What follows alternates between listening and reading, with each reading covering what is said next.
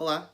Hoje vamos tratar das funções cognitivas, tal como elas foram descobertas pelo psicólogo romeno Ruben Feuerstein e como elas se desenvolveram no tempo. E vamos também ver alguns exemplos de aplicações na realidade dessas funções cognitivas.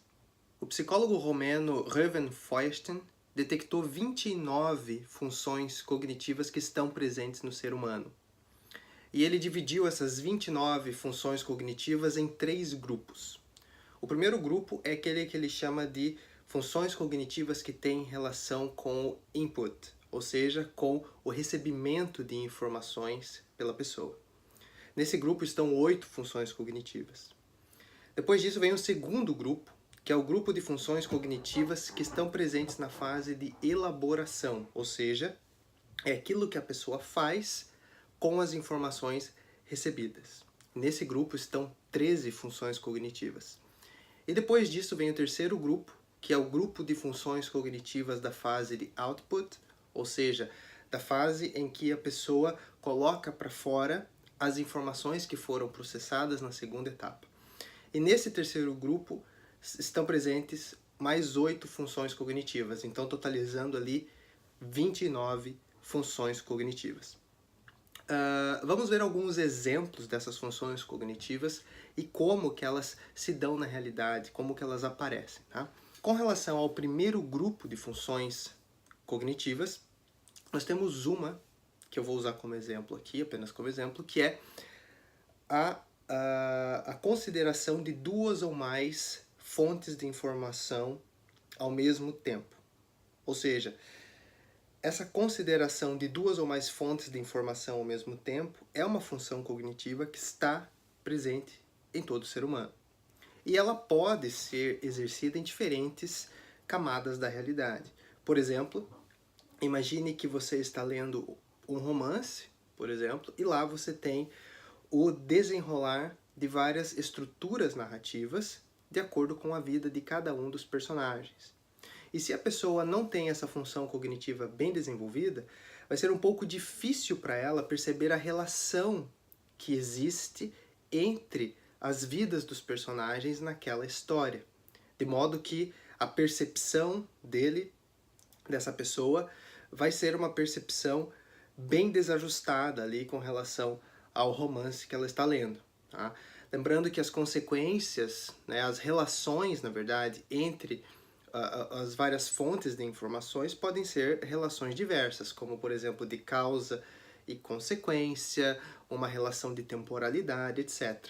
Mas, de qualquer maneira, a pessoa sem essa função cognitiva bem desenvolvida vai ter dificuldade em considerar o enredo da história como uma unidade, porque ele vai ver histórias dispersas, histórias diferentes, as quais ele não consegue conectar porque ele não tem essa percepção clara com relação a 2 ou mais fontes de informação ao mesmo tempo.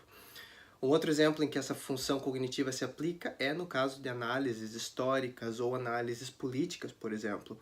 Se você analisa uma determinada linha de pensamento, por assim dizer, normalmente a pessoa considera esta linha de pensamento e a linha contrária. Mas normalmente as pessoas têm dificuldades em considerar 3, 4, 5, 6 ou mais linhas de pensamento que são paralelas e que têm relações diferenciadas umas com as outras. Somente pessoas com um alto nível intelectual e com essa função cognitiva bem desenvolvida é que conseguem perceber esta relação que pode existir entre diferentes fontes de informação ao mesmo tempo. Então esses são 2 níveis ali de realidade em que a função cognitiva é usada. No caso, na leitura de um romance e no outro caso, numa análise histórico-política. Com relação ao segundo grupo de funções cognitivas, que é aquele grupo onde estão as funções cognitivas relacionadas à elaboração das informações e dos elementos recebidos, uma das funções cognitivas que eu vou usar como exemplo aqui é a percepção episódica da realidade. Ou seja, a pessoa tem dificuldade em perceber a realidade como uma unidade, em vez de perceber em fatias diferenciadas, que é o que a maioria das pessoas faz. Se você tem essa função cognitiva bem elaborada, isso quer dizer que tudo vai chegar para você como uma unidade, mesmo as coisas mais díspares. Nós vemos uma espécie de representação dessa função cognitiva nas universidades, onde há vários cursos diferentes e normalmente as pessoas que ingressam em um dos cursos não conseguem perceber a relação ou não querem perceber a relação muitas vezes entre o curso delas e os outros cursos. Por exemplo, a pessoa não consegue perceber a relação muitas vezes entre, por exemplo, filosofia e matemática, ou filosofia e música, ou arte e geometria, etc. Então são várias disciplinas, assim, que têm relações entre si na realidade, mas que para a pessoa chegam de modo episódico, ou seja, elas chegam de modo separado. E isso acontece também na leitura de textos. É difícil a pessoa muitas vezes considerar a unidade de um texto. Muitas vezes a pessoa acaba quebrando o texto em partes diferentes e depois, em vez de colocar todas essas partes juntas, então, para perceber aquele texto como uma unidade, ela acaba apenas decorando ou memorizando partes de um texto e acha, no fim das contas, que entendeu o texto. Então, essa função cognitiva, que é a percepção episódica da realidade, ela está presente e ela tem relação com a outra função cognitiva que a gente acabou de ver, que era justamente a dificuldade de considerar duas ou mais fontes de informação ao mesmo tempo. Então vocês vejam que quando a pessoa considera duas ou mais fontes de informação ao mesmo tempo, mesmo que ela consiga se sair bem na execução dessa função cognitiva, na fase de elaboração ela ainda pode considerar aquelas fontes de informação como diferentes fatias da realidade e não como um todo harmônico e orgânico. Tá? Com relação ao terceiro grupo de funções cognitivas, que é o grupo da fase de output, ou seja, é o grupo onde estão as funções cognitivas relacionadas com a expressão, na maioria das vezes, que é a maneira pela qual o ser humano coloca para fora, por assim dizer, as informações recebidas na primeira fase e elaboradas numa segunda fase. Então, nessa terceira fase, há uma função cognitiva que é... Todas elas são muito interessantes no fim das contas, mas eu tive de escolher uma como exemplo aqui, que é a dificuldade em projetar relações virtuais entre elementos. Eu escolhi de propósito essas três funções cognitivas, dessas três etapas, porque elas têm relações umas com as outras, mas elas fazem parte de diferentes etapas do processo cognitivo. Não é assim? Então, nessa terceira parte, nós temos ali essa função cognitiva que é a dificuldade de projetar relações virtuais. E o que isso quer dizer? Isso quer dizer que quando a pessoa percebe duas ou mais fontes de informações, né, lá na primeira fase, ela vai elaborar essas duas ou mais fontes de informações, vai verificar quais são as relações que fazem com que elas sejam consideradas como um todo harmônico. E aí, na terceira etapa, ela vai comunicar, ela vai colocar para fora essa elaboração que ela teve ali numa segunda etapa. E aí, nessa terceira etapa, o que pode acontecer é que a pessoa, na hora de projetar, na hora de colocar para fora essas informações, ela novamente volte a fazer tudo de maneira episódica e não como uma unidade. Isso pode acontecer por uma dificuldade de comunicação verbal, como pode acontecer também por uma falta de dificuldade mesmo em projetar relações virtuais entre elementos. Por exemplo, se nós vamos fazer uma análise política,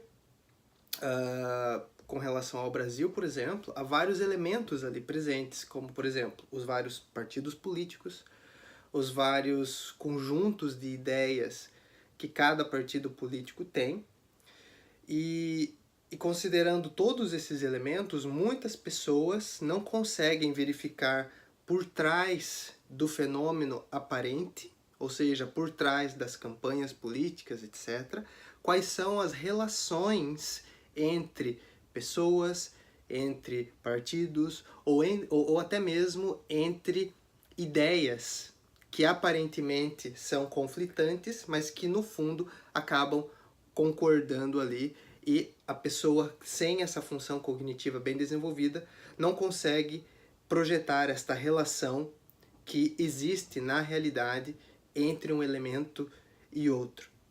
Isso acontece também na leitura de textos, por exemplo. Imaginemos que nós lemos um texto um texto literário, por assim dizer, um romance do século XVII, por assim dizer, e vemos também consequências histórico-políticas no século XVIII. E, na realidade, o que está descrito num romance pode ter relação com o que aconteceu em um determinado lugar, em um determinado tempo específico, no tempo histórico. É possível haver uma relação entre esses dois elementos. A pessoa que tem a função cognitiva de projeções virtuais é bem desenvolvida, ela vai conseguir projetar essas relações e vai conseguir descrevê-las.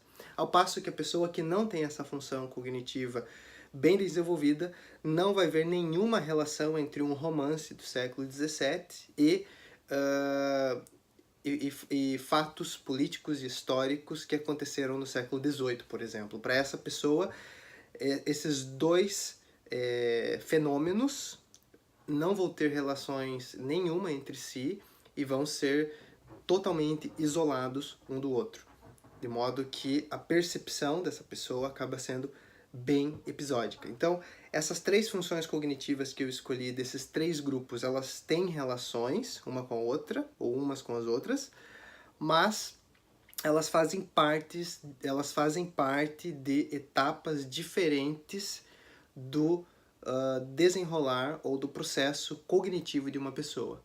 A primeira função cognitiva tem relação com a recepção de informações, a segunda com a elaboração dessas informações e a terceira com a projeção de informações ou com a comunicação de informações. Então, como eu disse, são várias as funções cognitivas, são 29 no total, divididas em 8 no primeiro grupo de recepção, de input, 13 no segundo grupo de elaboração e mais 8 no terceiro grupo, que é de output, ou quando a pessoa coloca para fora essas informações. Eu queria apenas dar esse exemplo hoje para vocês. Se tiverem dúvidas, mandem através dos comentários ou até mesmo por e-mail. Até a próxima!